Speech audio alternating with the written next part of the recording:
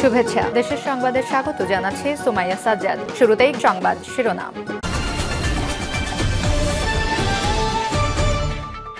নির্বাচন না হওয়া পর্যন্ত দেশে সৃষ্টিশীলতা আসবে না বলছেন শহীদুদ্দিন চৌধুরী অ্যানি। এরপর জানিয়ে দেব, বৈষম্যহীন বাংলাদেশ বিনির্মাণে জামায়াতের লড়াই চলবে বলছেন ডাক্তার শফিকুর রহমান। আরো জানিয়ে দেব, খালেদা জিয়ার চিকিৎসা নিয়ে 2-1 দিনের মধ্যে সিদ্ধান্ত বলছেন চিকিৎসক এজিটেম জাহিদ হোসেন। এদিকে অন্তর্বর্তী সরকারের মূল দায়িত্ব গণতন্ত্র ফিরিয়ে আনা বলছেন আব্দুল মঈন খান। আরো থাকছে ঝিনাইদহে বিএনপি ও আওয়ামী লীগ কর্মীদের সংঘর্ষ, আহত 5 জন।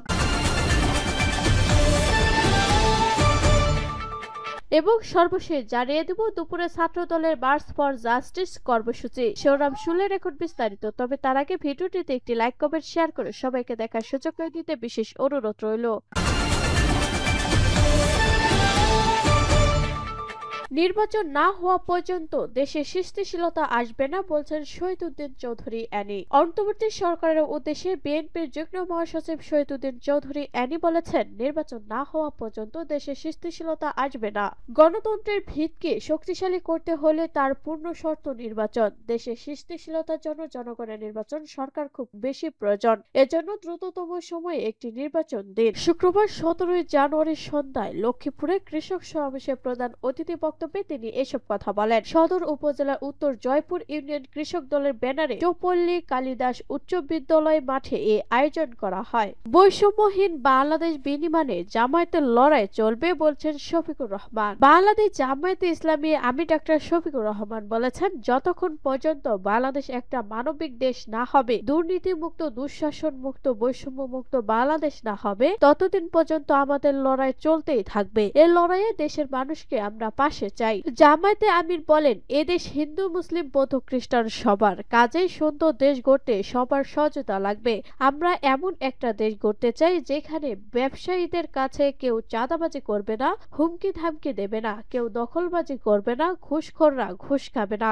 আর এমন দেশ গড়তে গেলে কোরআনের আইন চালু করতে হবে। তিনি বলেন, আমাদের সন্তানেরা যারা জীবন দিয়েছে, আহত হয়েছে, পঙ্গু হয়েছে, তারা এমন বৈষম্য মুক্ত দেশ চায়। আমাদের সন্তানেরা যে স্বপ্ন নিয়ে প্রাণ দিয়েছে, সেই স্বপ্ন পূরণে আমরা অঙ্গীকারবদ্ধ। সেই স্বপ্ন পূরণে আমরা কারো কাছে মাথা নত করব না। আমরাও কখনো দুরাচারের সাথে আপোষ করব না। এ সময় অন্যদের মধ্যে জেলা জামায়াতে আমির ডক্টর মীর নুরুল ইসলাম, জেলা অ্যাসিস্ট্যান্ট সেক্রেটারি অধ্যাপক আব্দুল হাকিম। খালেদা জিয়ার চিকিৎসা নিয়ে 2-1 দিনের মধ্যে সিদ্ধান্ত বলছেন চিকিৎসক। আগামী 2-1 দিনের মধ্যে বিএনপির চেয়ারপারসন এবং সাবেক প্রধানমন্ত্রী বেগম খালেদা জিয়ার বিষয়ে সিদ্ধান্ত নেওয়া হবে বলে জানিয়েছেন তার ব্যক্তিগত চিকিৎসক ও বিএনপির স্থায়ী কমিটির সদস্য এজিটেম জাহিদ হোসেন। চিকিৎসক জাহিদ হোসেন বলেন, ওনার বেগম খালেদা জিয়ার বয়স এবং সবকিছু বিবেচনা করে চিকিৎসা দিতে সর্বোচ্চ চেষ্টা করছেন চিকিৎসকেরা। এই হাসপাতালে মেডিকেল বোর্ড এবং আমরা সবাই মিলে 2-1 দিনের মধ্যে হয়তো একটা সিদ্ধান্তে আসবো যে ওনার line of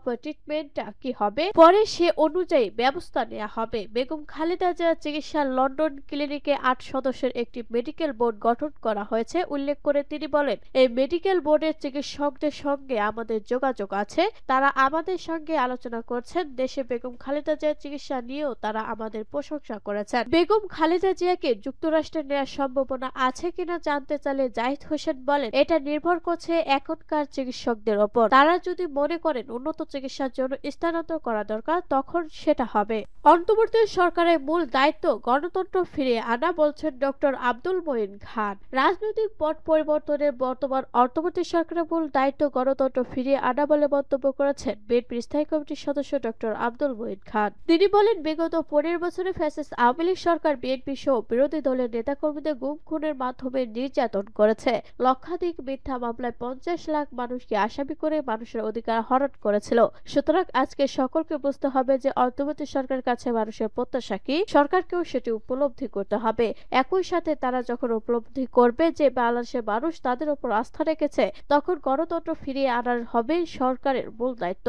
doctor Abdul Moin খান বলেন, এখানে স্থানীয় সরকার নির্বাচন হলো নাকি মেয়র ইলেকশন হলো সেটি কোনো কথা নয়। দেশের মানুষের ইচ্ছার প্রতিফলন হিসেবে সরকার ক্ষমতায় এসেছে। ডক্ট্রিন অব নেসেসিটি মোতাবেক বর্তমান সরকার দায়িত্ব নিয়েছেন। আমরা একটি জাতীয় সংসদ নির্বাচনের কথা বলছি। সুষ্ঠু নিরপেক্ষ নির্বাচনের মাধ্যমে জনমতের প্রতিফলন ঘটতে পারে। যারা জনগণের ভোটে নির্বাচিত হবেন তারাই সরকার গঠন করবেন, সেটি হলো গণতন্ত্র। আমরা গণতন্ত্রে বিশ্বাস করি। তিনি বলেন, বিগত 53 বছর আমরা চড়ার উত্তরায় ফিরে এসেছি। বিগত দিনে তত্ত্বাবধায়ক সরকারের অধীনে নির্বাচনের মাধ্যমে দেশের জনগণ তাদের মতের প্রতিফলন ঘটাতে পেরেছে।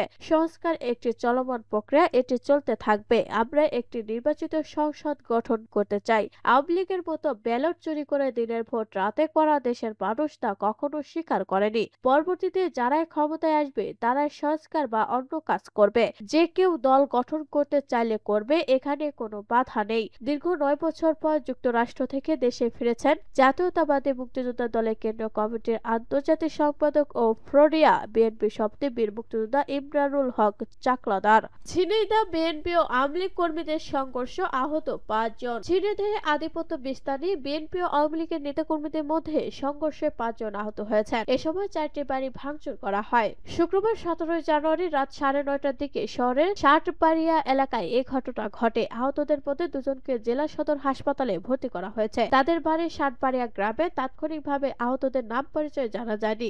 স্থানীয়রা জানায়, শহরের ষাটবাড়িয়া এলাকায় আওয়ামী লীগ কর্মী লিকু ও সুতান্ত গ্রুপের সঙ্গে বিএনপি কর্মী নিলয় ও অলোক গ্রুপের মধ্যে দীর্ঘদিন ধরে বিরোধ চলে আসছিল।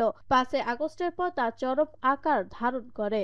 এরই জেরে উভয় গ্রুপের সমর্থকরা রাতে ধারালো ও দেশীয় অস্ত্রশস্ত্র নিয়ে সংঘর্ষে জড়ে পড়ে। এতে আহত ও অন্তত 5 জন। আহত উজ্জ্বল দাস বলেন, রাতে বাড়ির পাশে চায়ের দোকানে আমি বিএনপি নেতা নীলেন দাস বসেছিলাম। হঠাৎ করে আওয়ামী লীগের কর্মীরা আমাদের ওপর আতঙ্কিত হামলা চালায়। সে সময় তারা চাপাটি নিয়ে আমাদের এলোপাথারি কুপিয়ে ফেলে রেখে যায়। যাওয়ার সময় 4টি ককটেল বিস্ফোরণ করে। পরে কয়েকটি বাড়িতে ভাঙচুর ও লুটপাট চালায়। সদর হাসপাতালের জরুরি বিভাগের চিকিৎসক ডাক্তার তাপস কুমার বিশ্বাস বলেন, আহতদের মধ্যে বিএনপি নেতা নীলেন দাসের অবস্থা সংকটাপন্ন।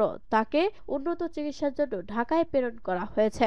এ বিষয়ে সদর থানা ওসি আব্দুল্লাহ আল মামুন কালের কণ্ঠকে জানান, পরিস্থিতি এখন শান্ত আছে। লিখিত অভিযোগ পেলে তদন্ত নিয়ে দায়ীদের বিরুদ্ধে আইনানুগ ব্যবস্থা গ্রহণ করা হবে। দুপুরে ছাত্রদলে মার্চ ফর জাস্টিস কর্মসূচি।